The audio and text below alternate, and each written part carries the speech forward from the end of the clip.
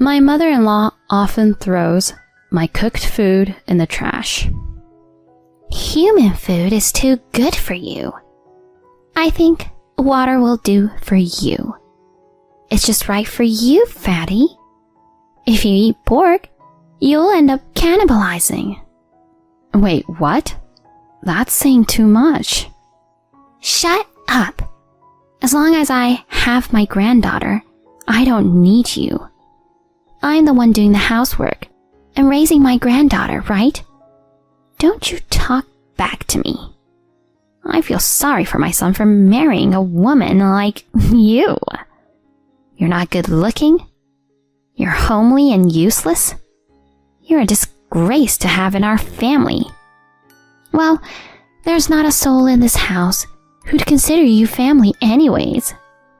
My grandchildren are like my daughters, so you are nothing to them. You can go about your business as you should, like a pig, eating leftovers so as not to cause any trouble. I have no human rights and treated with irrational contempt. Why? What have I done? The sadness that had been building up in my heart reached its limit, and large tears spilled from my eyes. My name is Nicole, and I am a stay-at-home mom. I have a husband and a daughter. Good morning, Mom. My daughter Madison is in 6th grade. I'm proud of her because she's bright, cheerful, and naturally makes everyone around her happy. Good morning, Madison. Today's lunch is your favorite. Omelets. Wow, I'll be looking forward to it. I love your omelets more than anything in the world. Yes, I'm glad you like it. Oh, by the way, I got a text from Dad last night. He said he'll be home in time for my summer vacation. That's great to hear. I'm looking forward to that too. Her father and my husband, Daryl, is currently overseas. He's an executive at his company, and he's extremely busy, so he only gets to come home once or twice a year. Madison and my husband don't see each other very often, since the assignment was made shortly after Madison was born. Even so, Madison is very attached to my husband, and he also cares about her a lot. Well, I'm off to school now. Have a good day. I'm sure she misses her father very much. Even so, Madison never whines about it, and always smiles, and makes me feel at ease. I am the one more worried about my husband's absence, and sometimes gets nervous about things. Seeing me like that, I think Madison is acting stout-heartedly because of her concern for me. A smart and kind husband, and a good-natured, strong-willed daughter. Thankfully, with these two people in my life, I can say that my life is smooth sailing. Except for one person, my mother-in-law. After sending Madison off, I was cleaning the room when the doorbell rang. I opened the door to find my mother-in-law, Amy, standing there smiling. Hi, Nicole. How are you today? Hello, I'm doing fine. I answered the door with a smile and gave a casual answer. My mother-in-law is a frequent visitor, and she does all the housework to the point where I have nothing to do left. I'll do the cleaning so you can sit down, Nicole. She smiles at me, but I don't miss it. Despite her kind words, I never miss the mean glint in her eyes. Before I got married, I thought that my mother-in-law was a wonderful woman. She was graceful, smart, and kind. I even admired her. But after I gave birth to Madison, I started to notice some disturbing signs. When I was confused about raising a child for the first time, and my husband's absence, she would approach me to give me advice. But then she would enter our home more and more uninhibitedly. Then she began to take care of Madison excessively. In addition to doing housework, she pushed me away to attend her open houses and acted as if she were Madison's parent. I could see that at the root of this behavior was the idea that my mother-in-law, my husband, and my daughter were family by blood. But I, her daughter-in-law, was a stranger, and she wanted to ostracize me. I could also see that she wanted to raise Madison in her own way. Hey, Nicole, I'll cook dinner here tonight so the three of us, including Madison, can eat together. My mother-in-law, who had just finished cleaning the house, was delighted to make such a suggestion. No, it's okay. I'll cook. I feel bad for always making you cook. Not wanting to ingratiate myself further with my mother-in-law, I tried to gently turn down her suggestion. But my mother-in-law said, Don't worry about it. Madison likes my cooking anyways. She stubbornly refuses to take a step back, to let Madison think that her cooking is delicious, and to feel like she was the one raising Madison, not me. That was what she wanted to do. These days went on, and I became stressed out. I was afraid that Madison would sense the discord between my mother-in-law and me, and she would get stressed out too. Would Madison eventually be inspired by her grandmother to shun me? I couldn't help but feel anxious at the thought. At first, I tried to bear it on my own, but then I felt I was reaching my limit. I wanted to talk to my husband about it. I felt uncomfortable contacting my husband, who is a busy man, and I'm sure he wouldn't be happy to hear me bad-mouthing his mother. But I knew that my mother-in-law was probably taking advantage of the fact that my husband knew nothing about it, and that my husband was the only one who could help me with this situation. So I turned on my laptop and reached out to my husband via video call. Nicole, what's wrong? Did anything happen? On the screen was my husband, still looking at me tenderly. I'm sorry for the sudden call. It's okay. Don't hesitate to let me know if you need any help. When I saw my husband's smile, I felt relieved, and my suppressed feelings began to overflow, and I told him everything my mother-in-law had done.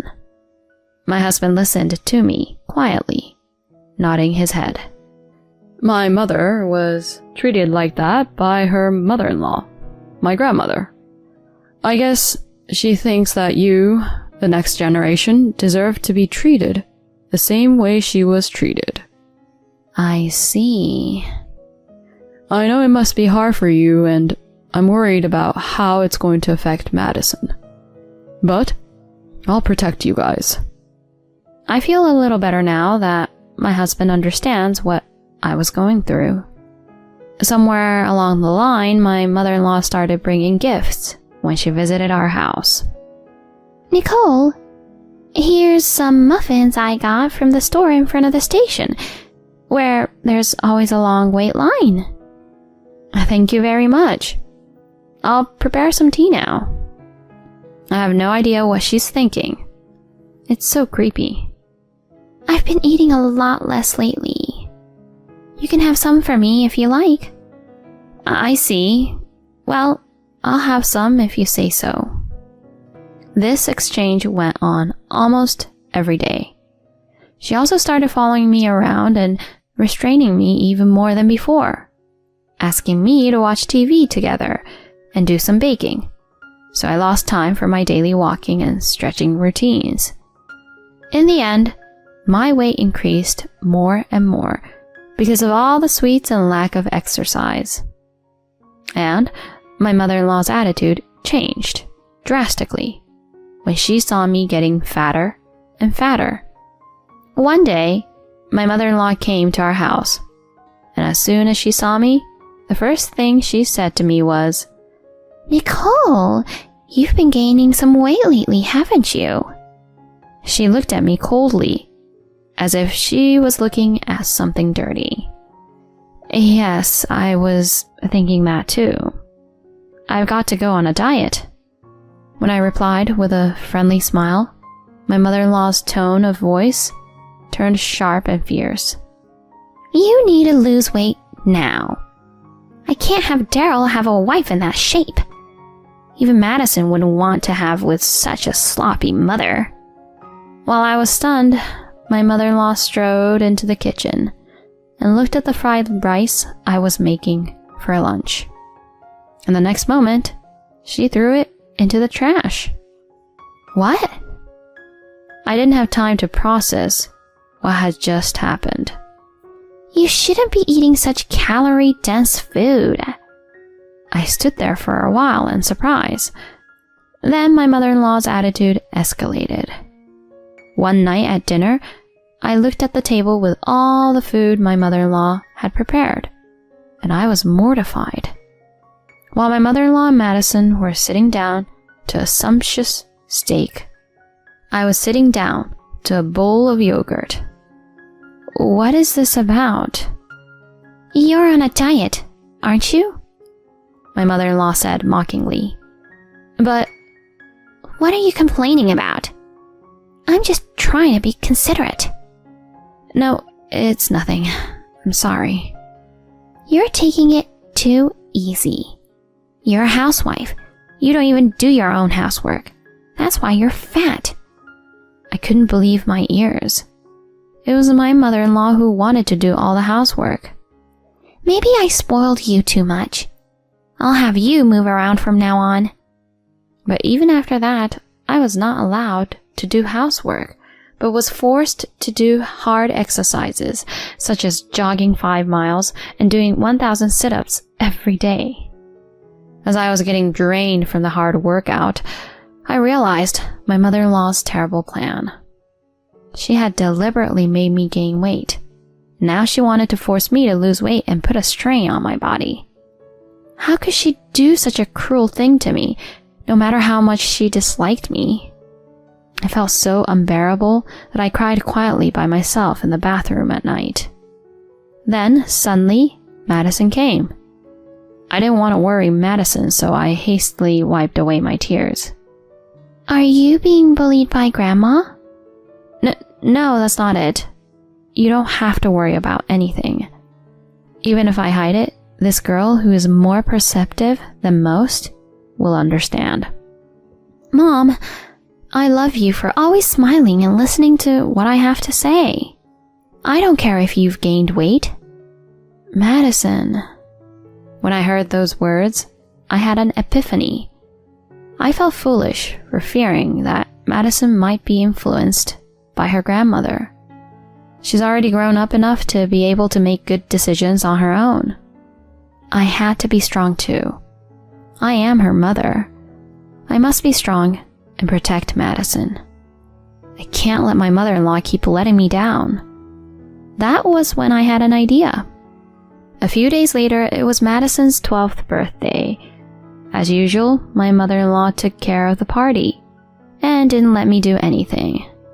Though I was worried that she would harass me again, I thought she wouldn't make it a big deal on such a big day like Madison's birthday. But I was naive.